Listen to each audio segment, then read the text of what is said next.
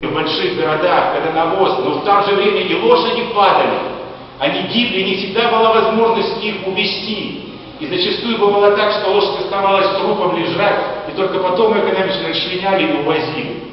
То есть человек относился достаточно по-животному.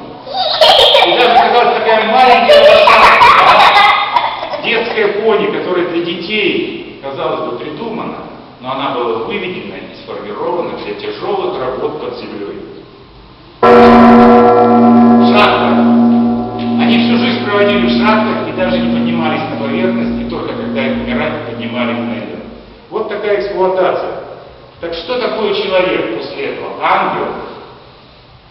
Он прикрывается вот этими разговорами о том, как прекрасна лошадь, о том, как любоваться природой, оставаясь хищником, который рационально все использует и питает свои потребности. Но ведь было же и доблесть, и честь, и благородство. Значит, нельзя говорить о том, что человек либо это ангел, либо дьявол. Это продукт эволюции. Вот он идет по жизни так. И как может, так и развивается. И формирует свой и внутренний мир, и свои мощности, способности, свою лошадиную силу, которая сейчас в машинах, в двигателях и приобретает в огромном количестве. Ведь всего еще 150 лет. Вот эти стены помнят еще рабство. Крепостное право отменили позже. А на Ижевском заводе еще несколько лет прошло, прежде чем начали освобождать. Тут были рабы. Какой небольшой исторический промежуток времени. И как мы меняем свои отношения. Современные поезда — это тысячи лошадиных сил. Сейчас даже автомобили, спортивные автомобили — это больше 1000 лошадиных сил. Представляете, какой табун?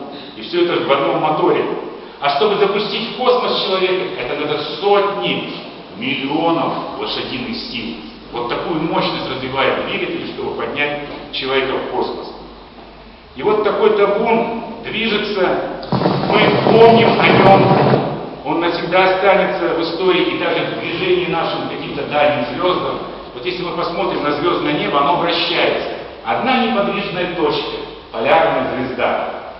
И давайте посмотрим, есть такие созвездия, которые никогда ниже горизонта не опускаются. Днем и ночью, зимой, летом они все время крутятся там. Мы только их не всегда видим. Ну, все мы знаем Большую Медведицу. Вот этот ковшик. Нашли большую звезду. По нему найдем полярную звезду. Это мы в школе научились. Хорошо. С другой стороны, W, Кассиопея. Вот эти два созвездия. А больше там звезд ярких нет.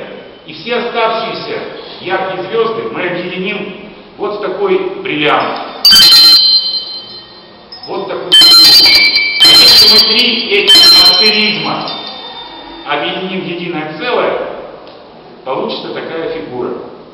И уж эту фигуру легко можно вписать в морду лошади. А на ночном небе, если мы увидим Млечный Путь, вот эта вот размазанная полоса, это галактика наша, это множество звезд, то голова лошади, ясли с овсом, пойдет в этот Млечный Путь. И вот мчится этот черный конь через историю человека, порождая самые фантастические образы и оставаясь навсегда символом благородства, легкости, силы и все это вместе. В тот вечер возле нашего огня увидели мы черного коня. Не помню я чернее ничего, как угли были ноги у него.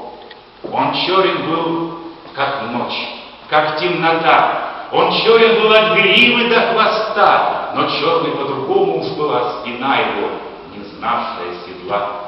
Недвижно он стоял, казалось, спит. Пугала чернота его копыт.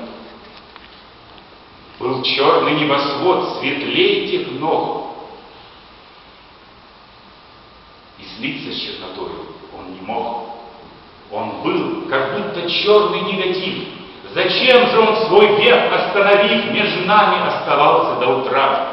Зачем не уходил он от костра? Зачем он черным воздухом дышал? Зачем во тьме он сучьями шуршал? Зачем струил он черный свет из глаз? Он всадника искал себе среди нас.